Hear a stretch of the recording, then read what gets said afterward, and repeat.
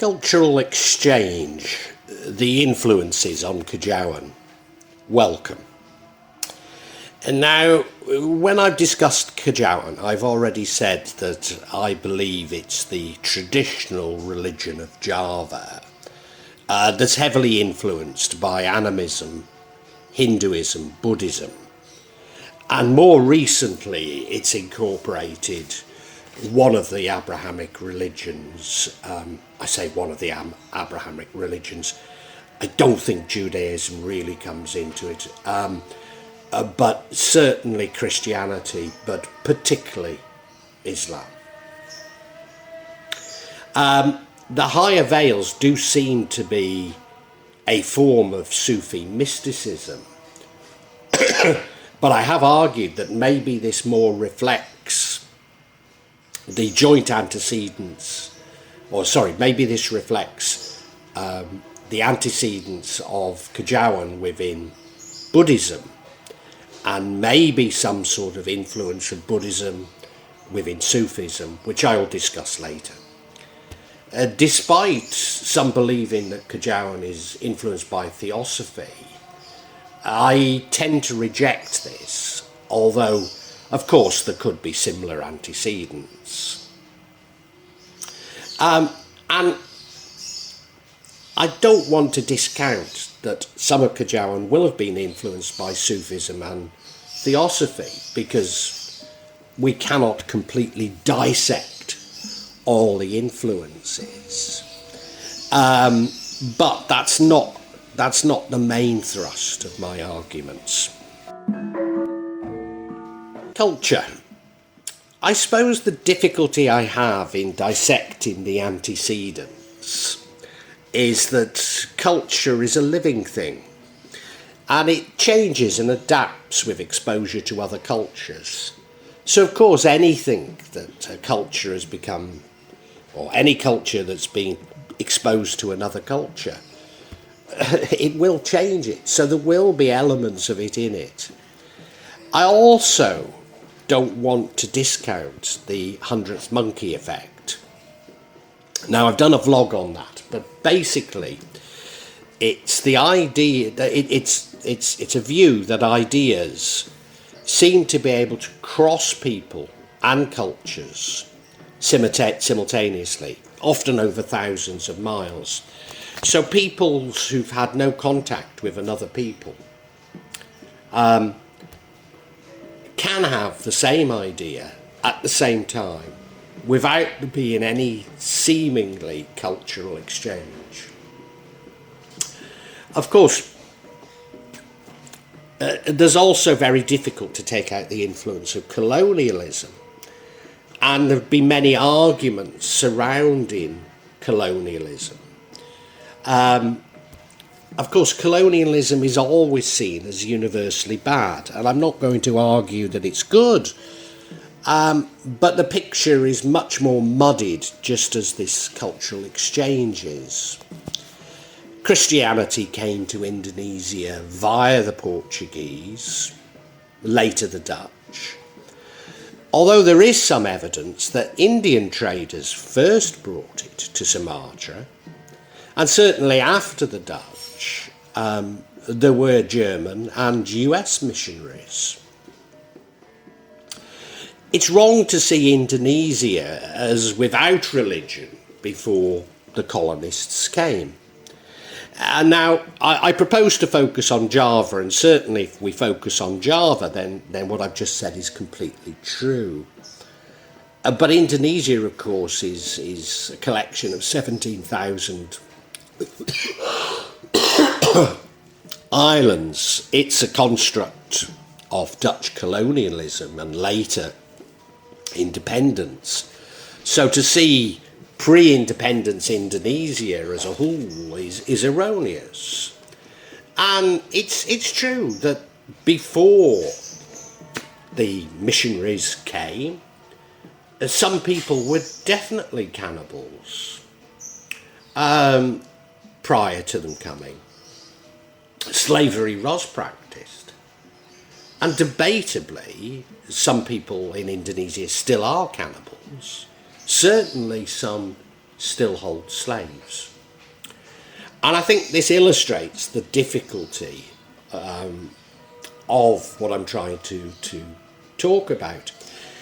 Perhaps I can illustrate it by a story, and that is when Napoleon conquered the Netherlands, the British, for a short while, took control of Java under Governor Raffles. And in 1814, he discovered the Borobudur temple. Now, the story goes that he believed it was built by Indians, because the Dutch had told him that the Javanese were lazy and incapable of such endeavour. If we add to this, in India, especially since the BJP came to power, there's increasing claims for a sort of pan-Indian civilization, which would include the western parts of Indonesia. I'm reminded of a UK comedy, I think it was called Goodness Gracious Me, where an Indian father would claim that everything had been originally invented in India, that everything was of Indian origin. And it seems to me that we're witnessing a similar set of claims today. Now, I'm not wishing to downplay the cultural significance of India, particularly in Indonesia, where it's very, very much in evidence. Perhaps much more so than the influence of the Chinese, except in major cities in Indonesia, and people of Chinese descent are much more numerous than those of Indian descent in Indonesia. So yes, I don't want to take away the influence of Indian culture on Indonesia, simply to add some questions to it. Sunderland. Yes, I said it right, Sunderland as opposed to Sunderland. The name Sunder goes back to antiquity. It appeared in Ptolemy's Geography, which was written about 150 AD. Sunderland was the large landmass of 2.6 million years ago that included Java, Borneo, Sumatra and their surrounding islands, as well as the Malay Peninsula on the Asian mainland. It maybe still existed 12,000 years ago, as this coincides when times when northern climates were covered by ice sheets from the ice ages. So at that time, Sunderland possibly had a temperate climate. There is a theory that Asian civilization and Asian peoples spread from Sunderland. But it's also possible that other homogenesis lived there at the time. And now it's a flight of fancy that either humans or other homogenesis had an advanced civilization in Sunderland. But it's an interesting one to explore, isn't it? And indeed, in Indonesia, quite reputable academics have come up with the theory. And maybe this is an example of sort of modern nationalism. You might even like to see it as modern colonialism, that Sunderland was Plato's Atlantis. Now, if we look at the evidence put forward for it, Plato claimed that Atlantis was a landmass lost to flooding, and Sunderland, of course, was lost to flooding. He claims it was lost 11,600 years ago, and as I've said, Sunderland possibly existed 12,000 years ago, so the dates are pretty close. Plato claimed that they had seasons of heavy rainfall, which could indicate a temperate climate during an ice age. He said it was the size of Asia Minor plus Libya. Again, that would be about right. and that it was a flat landscape surrounded by mountains, which of course it was, because if it was flooded, the mountains are now what we call land. That it had elephants? Well, yes, indeed. Indonesia had elephants, and, you know, there's evidence that Sunderland did.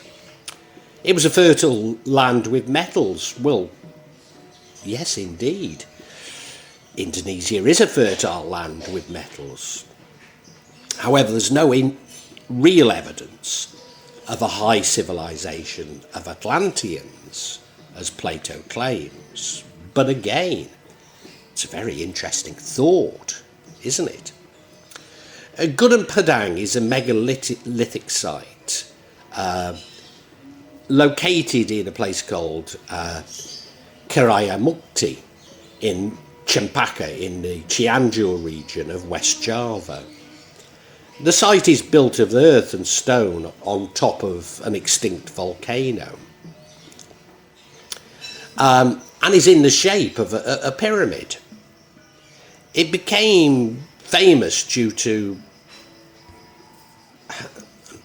is it controversial? Well, carbon dating claims. I mean, you know, the carbon dating claims appear to be genuine, but it is controversial and indeed politicised, which would suggest that construction could be dated as far back as 20,000 BC, or as it's called now, BCE, i.e. probably a part of Sunderland. So, based on geoelectric, georadar and geomagnetic testing, at least up to 15 metres from the surface, there are constructions with large chambers in them. Now, they've not been excavated, and they've not been excavated because it's tied up in this massive political row in Indonesia. There are wall-sided constructions of terraces, very similar to those of Machu Picchu in Peru. Supposedly, a statue of Ganesh has been found there, well predating the supposed arrival of Hinduism in Indonesia. This leads to a theory that the builders from Sunderland actually went to Egypt to help in their construction of pyramids. Could this help to explain similarities which seem to exist between Greco-Egyptian mysticism and Kejawen? Again, this is total conjecture, but nonetheless a very interesting conjecture. Or does it simply reflect the cultural exchange between Greece and India, and therefore to Indonesia? A cultural exchange that was particularly prominent at the time of Alexander the Great, who of course reached the Indus Valley.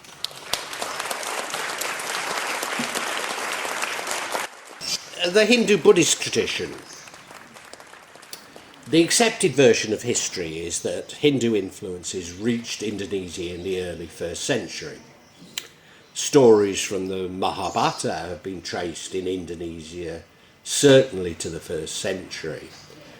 And these are very similar in their versions to those found in Tamil Nadu and southern Andhra Pradesh. Ancient chandis or temples in Java and western Indonesia confirm the adoption of Shiva iconography and his companion Parvati, Ganesh, Vishnu, Brahma, Arjuna and other Hindu deities, certainly by the late 1st millennium.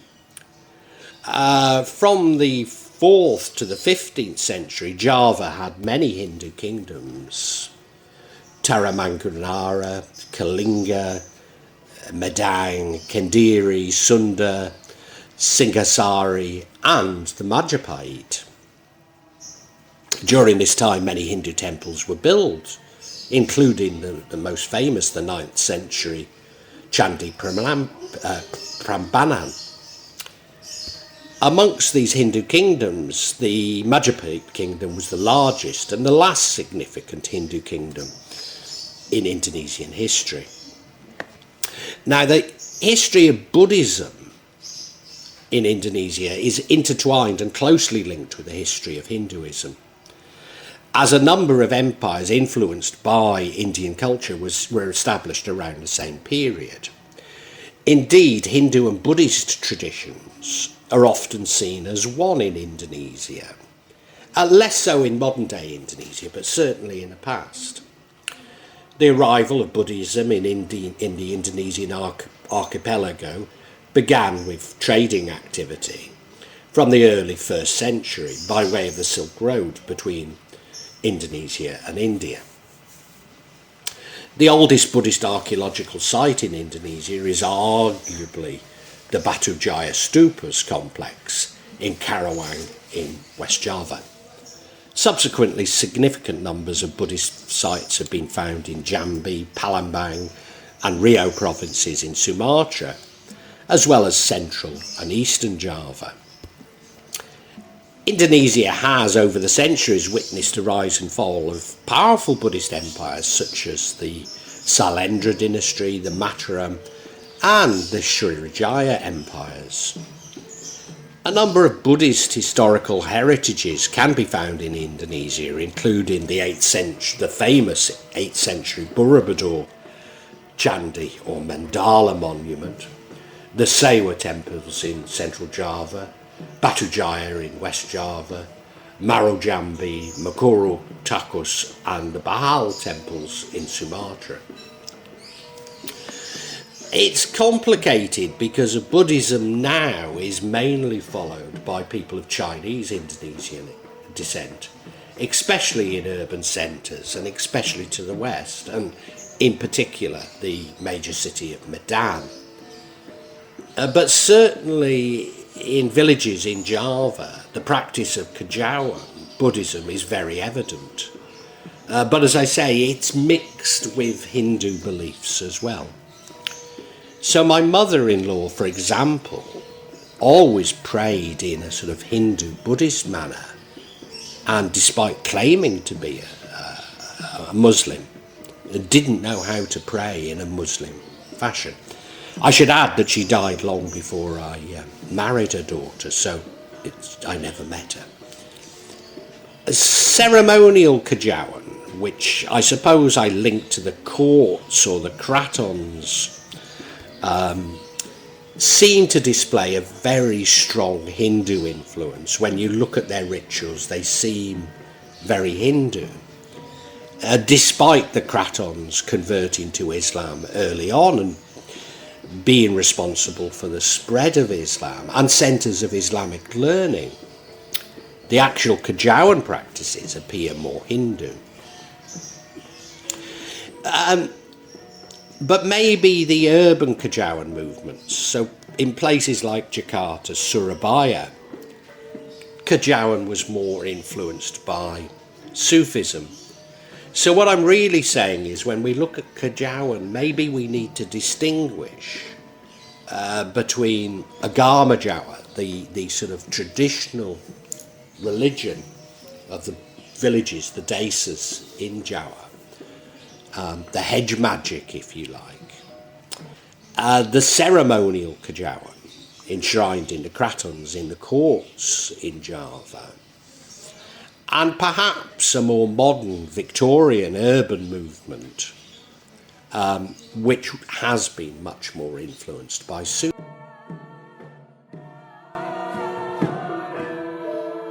tradition.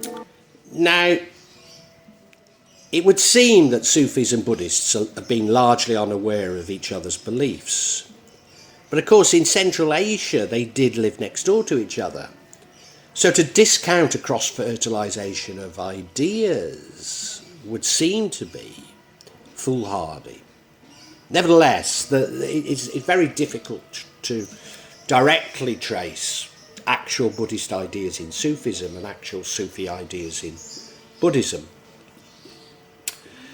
Of course, it was the Sufis in particular that brought Islam to Java.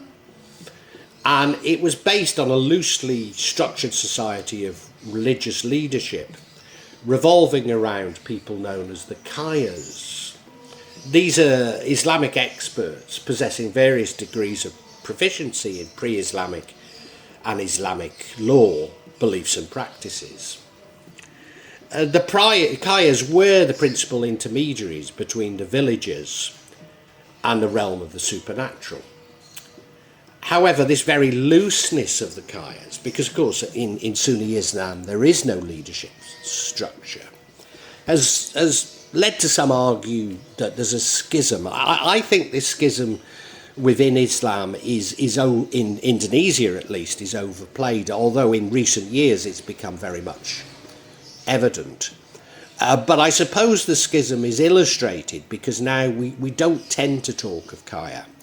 We talk of Ustads, i.e. people who are learned in Al-Quran, and Dukun, people who practice magic. And I suppose there were divisions in the past within the Kayas between the orthodox ones who were closer to the Ustads and merely instructed in Islamic law, and those who taught mysticism, closer to the Dukuns or Gurus, who sort of reformed Islam. Who taught mysticism. Whereas then these people are actually known as conservatives in Islam, whereas the reformers are actually seen as modern Islamists. But of course the reformers want to go back to the time, or in many ways want to go back to the time of Muhammad. So it's a difficult concept to Western ears. Reputedly, some Kayas could fly to Mecca for midday prayers and be back in their schools, the Pasantren, for afternoon prayers. They could walk through the rain without getting wet. They could mediate by the ocean until the waves stopped moving. They could heal the sick. They would have secret knowledge about someone that can help the person solve their personal problems. In fact, there's still a very widely held belief in Java that Islam was only accepted by the royalty and within the courts because Islamic magic was shown to be stronger than their traditional magic. Javanese Sufism brings together the Javanese literature with the literature of the Chantry, those who are trained in Islam, trying to absorb the elements of Islamic Sufi teaching, and it's brought together within the Javanese mystical tradition. So therefore the teaching of Javanese Sufism develops kinds of teaching concepts resulting from mystical reflection and psychological appreciation.